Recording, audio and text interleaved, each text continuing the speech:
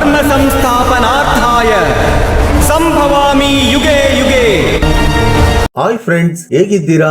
ಇವತ್ತಿನ ಅದ್ಭುತ ವಿಡಿಯೋಗೆ ನಿಮ್ಮೆಲ್ಲರಿಗೂ ಆತ್ಮೀಯ ಸ್ವಾಗತ. ಪ್ರಯಾಗ್ರಾಜ್ನ ಮಹಾಕುಂಭ ಮೇಳದಲ್ಲಿ ನಿನ್ನೆ ಬೆಳಿಗ್ಗೆ ನಡೆದ ಒಂದು ಘಟನೆ ಪ್ರಪಂಚವೇ ಬೆವರುವಂತೆ ಮಾಡಿತು.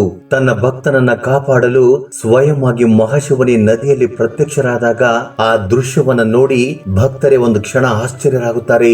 ಮಹಾದೇವನ ಭಕ್ತರಾಗಿರ್ಲಿ ಅಥವಾ ಇನ್ಯಾರೇ ಆಗಿರಲಿ, ಮಹಾದೇವನ ಆಜ್ಞೆ ಇಲ್ಲದೆ ಒಂದು ಹುಲ್ಲು ಕಡ್ಡಿ ಕೂಡ ಅಲುಗಾಡುವುದಕ್ಕೆ ಸಾಧ್ಯವಿಲ್ಲ.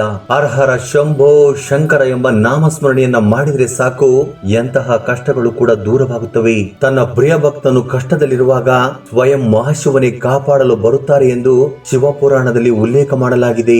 ನಿನ್ನೆಯೂ ಸಹ ಅದೇ ನಡೆಯಿತು. ಪ್ರಯಾಗ್ರಾಜ್ನ ಮಹಾಕುಂಭ ಮೇಳದಲ್ಲಿ ಅದು ನಡೆಯಿತು. ಸ್ನೇಹಿತರೆ, ವಿಡಿಯೋಕ್ಕೆ ಹೋಗೋದಕ್ಕಿಂತ ಮೊದಲು ನಿಮ್ಮಲ್ಲೊಂದು ಸ್ಮಾಲ್ ರಿಕ್ವೆಸ್ಟ್, ಈ ವಿಡಿಯೋಗೊಂದು ಲೈಕ್ ನೀಡಿ ನಮ್ಮ ಚಾನೆಲ್ ಅನ್ನ ಸಬ್ಸ್ಕ್ರೈಬ್ ಮಾಡಿಕೊಳ್ಳಿ. ಹಾಗೆಯೇ ಕಮೆಂಟ್ ಬಾಕ್ಸ್ ಅಲ್ಲಿ ಹರ ಹರ ಶಂಭೋ ಶಂಕರ ಎಂದು ಕಮೆಂಟ್ ಬಾಕ್ಸ್ ಅಲ್ಲಿ ಕಮೆಂಟ್ ಮಾಡೋ ಮೂಲಕ ನಿಮ್ಮ ಕೃತಜ್ಞತೆಯನ್ನ ತಿಳಿಸಿ. ಪ್ರಯಾಗ್ರಾಜ್ ಮಹಾಕುಂಭ ಮೇಳ ಇದು ಪ್ರಪಂಚದಲ್ಲಿಯೇ ಅತಿ ದೊಡ್ಡ ಆಧ್ಯಾತ್ಮಿಕ ಧಾರ್ಮಿಕ ಉತ್ಸವವಾಗಿದೆ. 144 ವರ್ಷಕ್ಕೆ ಒಂದು ಸಾರಿ ನಡೆಯುವ ಈ ಮಹಾಕುಂಭ ಮೇಳಕ್ಕೆ ಲಕ್ಷಾಂತರ ಮಂದಿ ಭಕ್ತರು, ಅಘೋರಿ ಸಾಧುಗಳು ಬರುತ್ತಾರೆ. ಗಂಗಾ ಯಮುನಾ ಸರಸ್ವತಿಯ ಸಂಗಮದಲ್ಲಿ ನಡೆಯುವ ಈ ಧಾರ್ಮಿಕ ಉತ್ಸವ ಭಾರತೀಯ ಸಂಸ್ಕೃತಿ ಮತ್ತು ವಿಶ್ವಾಸಕ್ಕೆ ಪ್ರತೀಕವಾಗಿದೆ. ಗಂಗಾ ನದಿಯಲ್ಲಿ ಸ್ನಾನ ಮಾಡಿದರೆ ಸಕಲ ಪಾಪಗಳು ಕೂಡ ತೊಲಗಿ ಹೋಗಿ ಪುಣ್ಯ ದೊರೆಯುತ್ತದೆ ಎಂದು ನಂಬುತ್ತಾರೆ. ಆದರೆ ಈ ಸಾರಿ ಗಂಗಾ ನದಿಯ ಘಾಟ್ ಬಳಿ ನಡೆದ ಈ ಘಟನೆ ಎಲ್ಲರನ್ನು ಆಶ್ಚರ್ಯ ಪಡುವಂತೆ ಮಾಡಿತು. ಮಹಾಕುಂಭ ಮೇಳದ 4ನೇ ದಿನ ಬೆಳಿಗ್ಗೆ ಸಾವಿರಾರು ಮಂದಿ ಭಕ್ತರು ಗಂಗಾ ನದಿಯಲ್ಲಿ ಸ್ನಾನ ಮಾಡೋದಕ್ಕೆ ಗುಂಪು ಸೇರುತ್ತಾರೆ. ಆ ಒಂದು ಸಮಯದಲ್ಲಿ ಈ ಘಟನೆ ನಡೆಯುತ್ತದೆ. ಸೂರ್ಯನ ಮೊದಲ ಕಿರಣಗಳು ಗಂಗಾ ನದಿಯ ಪವಿತ್ರ ಜಲವನ್ನ ಮುಟ್ಟುತ್ತವೆ. ಭಕ್ತರು ಕೂಗುತ್ತಿರುವ ಹರ ಹರ ಗಂಗೆ ಶಂಭೋ ಶಂಕರ ಎಂಬ ನಾದಘೋಷಗಳು ಎಲ್ಲೆಡೆ ಝೈಂಕರಿಸುತ್ತವೆ. ಆ ಭಾರಿ ಭಕ್ತ ಸಾಗರದ ಮಧ್ಯೆ ರಮೇಶ್ ತಿವಾರಿ ಎಂಬ ವ್ಯಕ್ತಿ ಗಂಗಾ ನದಿಯಲ್ಲಿ ಸ್ನಾನ ಮಾಡೋದಕ್ಕೆ ನದಿಯ ಬಳಿಗೆ ಬರುತ್ತಾರೆ. ರಮೇಶ್ ತುಂಬಾ ಭಕ್ತಿಪರನಾಗಿರುತ್ತಾನೆ. ಮೊದಲ ಸಾರಿ ಮಹಾಕುಂಭ ಮೇಳಕ್ಕೆ ಬಂದಿದ್ದಾನೆ. ಗಂಗಾ ನದಿಯಲ್ಲಿ ಸ್ನಾನ ಮಾಡುತ್ತಾ ಕಣ್ಣು ಮುಚ್ಚಿಕೊಂಡು ಮಹಾಶಿವನನ್ನ ಧ್ಯಾನ ಮಾಡೋದಕ್ಕೆ ಶುರು ಮಾಡುತ್ತಾರೆ. ಆದ್ರೆ ಆಗ ಅಲ್ಲೊಂದು ಘಟನೆ ನಡೆಯುತ್ತದೆ. ನಿಜ ಹೇಳ್ಬೇಕು ಅಂದ್ರೆ, ರಮೇಶ್ ಗಂಗಾ ನದಿಯಲ್ಲಿ ಸ್ನಾನ ಮಾಡುತ್ತಿರುವಾಗ ಅಕಸ್ಮಾತ್ ಆಗಿ ಕಾಲು ಜಾರಿ ಆಳವಾದ ನೀರಿಗೆ ಜಾರುತ್ತಾನೆ. ಗಂಗಾ ನದಿಯಲ್ಲಿ ಜನಸಾಗರ ತುಂಬಾ ದೊಡ್ಡದಾಗಿದೆ. ಯಾರಿಗೂ ಸಹ ಏನು ಅರ್ಥವಾಗುತ್ತಿಲ್ಲ. ಮತ್ತೊಂದು ಕಡೆ ರಮೇಶ್ ನದಿಯಲ್ಲಿ ಮುಳುಗಿ ಹೋಗುತ್ತಾನೆ. ಆತನ ಜೋರಾಗಿ ಕಾಪಾಡಿ ಕಾಪಾಡಿ ಎಂದು ಕಿರ್ಚುತ್ತಾ ಬಡಿದುಕೊಳ್ಳುತ್ತಾ ಇದ್ದರೂ ಕೂಡ ಆತನ ಧ್ವನಿ ಯಾರಿಗೂ ಕೂಡ ಕೇಳಿಸುತ್ತಿಲ್ಲ. ಆ ಜನರು ಸ್ನಾನ ಮಾಡುವುದರಲ್ಲಿ, ಪೂಜೆ ಮಾಡುವುದರಲ್ಲಿ ಮಗ್ನರಾಗಿದ್ದಾರೆ. ಸ್ವಲ್ಪ ಸಮಯದಲ್ಲಿಯೇ ರಮೇಶ್ ಆ ನದಿಯಲ್ಲಿ ಪೂರ್ತಿಯಾಗಿ ಮುಳುಗಿ ಹೋಗುತ್ತಾನೆ. ಇನ್ನು ನನ್ನ ಪ್ರಾಣವನ್ನ ಕಾಪಾಡಿಕೊಳ್ಳುವುದು ಅಸಾಧ್ಯ ಎಂದು ಭಾವಿಸುತ್ತಾನೆ. ಗಂಗಾ ನದಿಯ ಬಲವಾದ ಪ್ರವಾಹ ಆತನನ್ನು ಮತ್ತಷ್ಟು ಆಳಕ್ಕೆ ಕರೆದುಕೊಂಡು ಹೋಗುತ್ತಿದೆ. ಆಗ ಆ ಸಮಯದಲ್ಲಿ ಎಲ್ಲರೂ ಆಶ್ಚರ್ಯ ಪಡುವಂತೆ ಒಂದು ಅದ್ಭುತ ನಡೆಯುತ್ತದೆ. ಗಂಗಾ ನದಿಯ ಮಧ್ಯದಿಂದ ಒಂದು ಅದ್ಭುತವಾದ ಕಾಂತಿ ಹೊರಹೊಮ್ಮುತ್ತದೆ. ಈ ಕಾಂತಿ ಎಷ್ಟು ದಿವ್ಯವಾಗಿರುವುದು, ಎಷ್ಟು ಶಕ್ತಿಯುತವಾಗಿರುವುದು ಅಂದ್ರೆ ಅಲ್ಲಿರುವ ಜನರು ಕಣ್ಣು ಮುಚ್ಚಿಕೊಳ್ಳಬೇಕಾಗುತ್ತದೆ. ಆಗ ಆ ಕಾಂತಿಯ ಮಧ್ಯದಲ್ಲಿ ಒಂದು ಆಕಾರ ಕಾಣಿಸುತ್ತದೆ. ಸಾಕ್ಷಾತ್ ಮಹಾಶಿವನ ರೂಪದಂತೆ ಕಾಣಿಸುತ್ತದೆ. ಶಿವನು ತನ್ನ ತ್ರಿಶೂಲದ ಸಹಾಯದಿಂದ ರಮೇಶ್ ನನ್ನ ನೀರಿನಿಂದ ಮೇಲಕ್ಕೆ ತರುವುದನ್ನ ಜನರು ಗಮನಿಸುತ್ತಾರೆ. ಯಾವುದೋ ಕಾಣದ ಶಕ್ತಿ ರಮೇಶ್ ನನ್ನು ಗಂಗಾ ನದಿಯ ದಡದ ಮೇಲೆ ಕರೆದುಕೊಂಡು ಬಂದು ಆತನು ಕುಡಿದಿದ್ದ ನೀರನ್ನ ಕಕ್ಕಿಸುತ್ತಾರೆ. ಈ ದೃಶ್ಯವನ್ನ ನೋಡಿ ಅಲ್ಲಿದ್ದವರು ಎಲ್ಲರೂ ಕೂಡ ಆಶ್ಚರ್ಯರಾಗುತ್ತಾರೆ. ಏನು ನಡೆಯುತ್ತಿದೆ ಎಂದು ಅವರಿಗೆ ಅರ್ಥವಾಗುತ್ತಿಲ್ಲ. ಸುಕನ್ಯೆ ಎಂಬ ಭಕ್ತೆ ಈ ರೀತಿಯಾಗಿ ಹೇಳುತ್ತಾಳೆ, ಶಿವನು ರಮೇಶ್ ನನ್ನ ಗಂಗಾ ನದಿಯಿಂದ ಕರೆದುಕೊಂಡು ಬರುವುದನ್ನ ನನ್ನ ಕಣ್ಣಾರೆ ನೋಡಿದೆ. ಇದು ನನ್ನ ಜೀವನದಲ್ಲಿಯೇ ಒಂದು ಶ್ರೇಷ್ಠವಾದ ಅನುಭವ. ಸಾಕ್ಷಾತ್ ಮಹಾಶಿವನೇ ಭೂಮಿಗೆ ಬಂದಿದ್ದಾರೆ ಅನ್ನೋ ಅನಿಸಿತು ಎಂದು ಹೇಳುತ್ತಾಳೆ. ವಾರಣಾಸಿಯಿಂದ ಬಂದಿರುವ ಮತ್ತೊಬ್ಬ ವ್ಯಕ್ತಿ ಶಿವನನ್ನು ಈ ರೂಪದಲ್ಲಿ ನೋಡಿ ನನ್ನ ಕಣ್ಣಲ್ಲಿ ನೀರು ಹರಿದವು. ಭಗವಂತನು ತನ್ನ ಭಕ್ತರಿಗೆ ಸಹಾಯ ಮಾಡುವುದಕ್ಕೆ ಯಾವಾಗಲೂ ಸಿದ್ಧರಾಗಿರುತ್ತಾರೆ ಎಂದು ಈ ಘಟನೆ ನಿರೂಪಿಸಿ ತೋರಿಸಿತು. ರಮೇಶ್ಗೆ ಜ್ಞಾನ ಬಂದಾಗ ಆತನು ಹೇಳಿದ ಮಾತುಗಳು ಮತ್ತಷ್ಟು ದಿಗ್ಭ್ರಾಂತಿಗೊಳ್ಳುವಂತೆ ಮಾಡಿತು. ನಾನು ನೀರಿನಲ್ಲಿ ಮುಳುಗುತ್ತಿರುವಾಗ ನನ್ನ ಜೀವನ ಮುಗಿದು ಹೋಯಿತು ಅಂದುಕೊಂಡೆ. ಆಗ ನಾನು ಮಹಾಶಿವನ ಪ್ರಕಾಶಮಾನವಾದ ರೂಪವನ್ನ ನೋಡಿದೆ. ಅವರು ತಮ್ಮ ಕೈಗಳಿಂದ ನನ್ನನ್ನು ಕರೆದುಕೊಂಡು ಗಂಗಾ ನದಿಯ ದಡಕ್ಕೆ ಕರೆದುಕೊಂಡು ಬಂದರು. ಶಿವನ ಅನುಗ್ರಹದಿಂದಲೇ ನಾನಿಂದು ಬದುಕಿದ್ದೇನೆ ಎಂದು ಅವರ ಅದ್ಭುತವನ್ನ ವರ್ಣಿಸಿದನು. ಈ ಘಟನೆಯ ನಂತರ ಈ ಸುದ್ದಿ ಪ್ರಯಾಗ ಪ್ರಯಾಗರಾಜ್ ಎಲ್ಲೆಡೆ ವೇಗವಾಗಿ ಹಬ್ಬುತ್ತದೆ. ಜನರು ಈ ಅದ್ಭುತವನ್ನ ನೋಡುವುದಕ್ಕೆ ಗಂಗಾ ಘಾಟ್ ಬಳಿ ಬರುತ್ತಾರೆ. 4 ಮೂಲೆಗಳಲ್ಲಿಯೂ ಹರ ಹರ ಮಹಾದೇವ ಶಂಭೋ ಶಂಕರ ಎಂಬ ನಾದಘೋಷ ಮೊಳಗಿದವು. ಗಂಗಾ ಘಾಟ್ ಬಳಿ ಇದ್ದ ಪೂಜಾರಿಗಳು ಈ ಘಟನೆಯನ್ನ ನೋಡಿ ಇದೆಲ್ಲ ಮಹಾಶಿವನ ಅನುಗ್ರಹವೆಂದು ವರ್ಣಿಸಿದರು. ಮಹಾಶಿವನು ಯಾವಾಗಲೂ ತಮ್ಮ ಭಕ್ತರ ಜೊತೆಯಲ್ಲೇ ಇರುತ್ತಾರೆ ಎಂದು ಈ ಘಟನೆ ಮತ್ತೊಂದು ಸಾರಿ ನಿರೂಪಿಸಿತು ಎಂದು ಅವರು ಹೇಳಿದರು. ಗಂಗೆ ಕೇವಲ ನದಿ ಮಾತ್ರವಲ್ಲ, ಆಕೆ ಒಬ್ಬಳು ದೇವತೆ ಎಂದು ಈ ಘಟನೆ ನಿರೂಪಿಸಿತು. ಇನ್ನು ಅವರಿಗೆ ಮಹಾಶಿವನು ರಕ್ಷಕರಾಗಿದ್ದಾರೆ.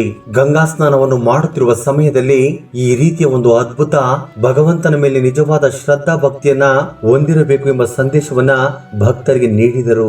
ಗಂಗಾ ಸ್ನಾನವನ್ನು ಮಾಡುವಾಗ ನಡೆದ ಈ ಒಂದು ಘಟನೆ ಭಗವಂತನ ಮೇಲೆ ನಿಜವಾದ ಶ್ರದ್ಧಾ ಭಕ್ತಿಯನ್ನ ಹೊಂದಿರಬೇಕೆಂದು ತೋರಿಸುತ್ತದೆ.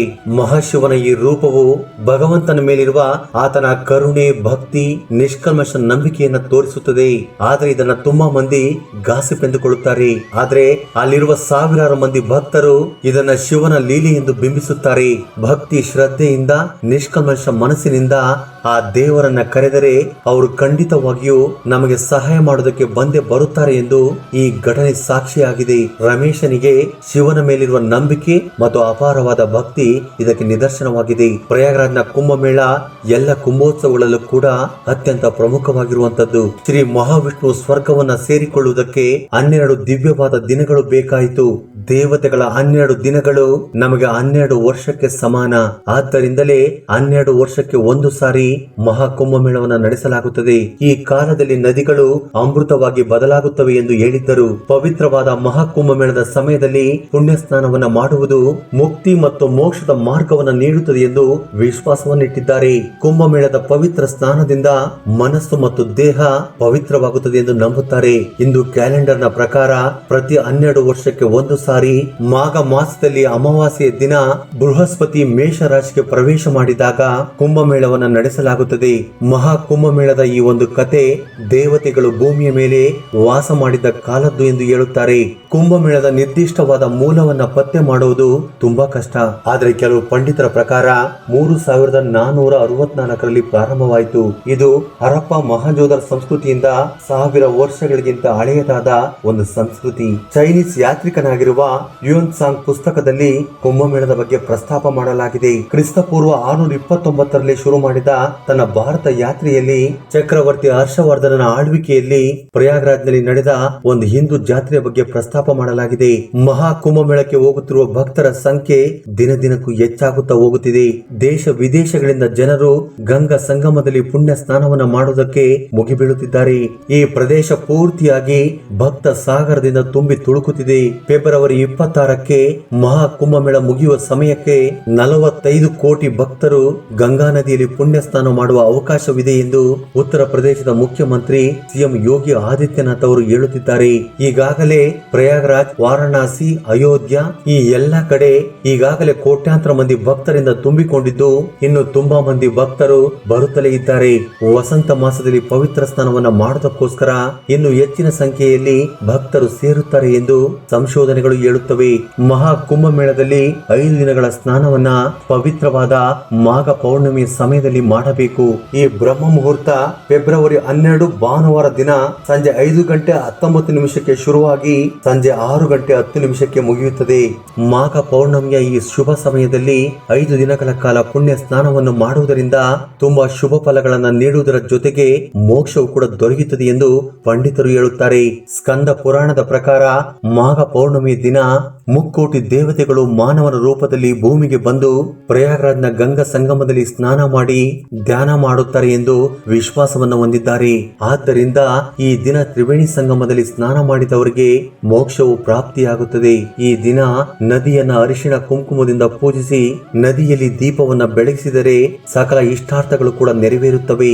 ಮಹಾ ಕುಂಭಮೇಳದಲ್ಲಿ ರಾಜಸ್ನಾನವನ್ನ ಮಾಡುವವರು ಮೊದಲಿಗೆ ಗಂಗಾ ಮಾತೆಗೆ ನಮಸ್ಕರಿಸಿ ನದಿಯ ದಡದ ಮೇಲೆ ನಿಂತುಕೊಂಡು ಸ್ವಲ್ಪ ಮಣ್ಣನ್ನ ಸಂಗ್ರಹಿಸಿ ನದಿಗೆ ನಮಸ್ಕರಿಸುತ್ತಾ ನದಿಯ ಒಳಗಡೆ ಪ್ರವೇಶ ಮಾಡಬೇಕು.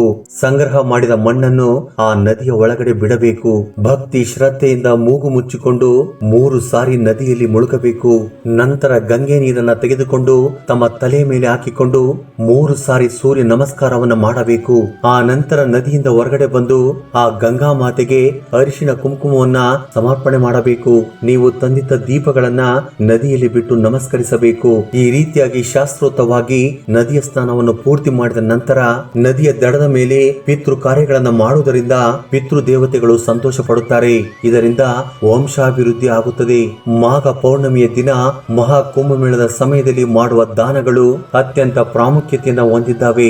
ಈ ಸಮಯದಲ್ಲಿ ವಸ್ತ್ರದಾನ, ಅನ್ನದಾನ, ಪಾದರಕ್ಷೆಗಳ ದಾನವನ್ನ ಮಾಡುವುದರಿಂದ ಅತ್ಯಂತ ಪುಣ್ಯದ ಫಲಗಳು ದೊರೆಯುತ್ತವೆ ಎಂದು ಶಾಸ್ತ್ರಗಳು ಹೇಳುತ್ತವೆ. ಸ್ನೇಹಿತರೆ, ಇನ್ನು ಈ ವಿಡಿಯೋ ಬಗ್ಗೆ ನಿಮ್ಮ ಅಭಿಪ್ರಾಯ ಅನಿಸಿಕೆಗಳನ್ನ ಕಮೆಂಟ್ ಬಾಕ್ಸ್ ಅಲ್ಲಿ ಕಮೆಂಟ್ ಮಾಡಿ. ಹಾಗೆ ಈ ವಿಡಿಯೋ ನಿಮ್ಗೆ ಇಷ್ಟವಾಗಿದ್ದರೆ ದಯವಿಟ್ಟು ಲೈಕ್ ನೀಡುವುದನ್ನು ಮರೆಯಬೇಡಿ.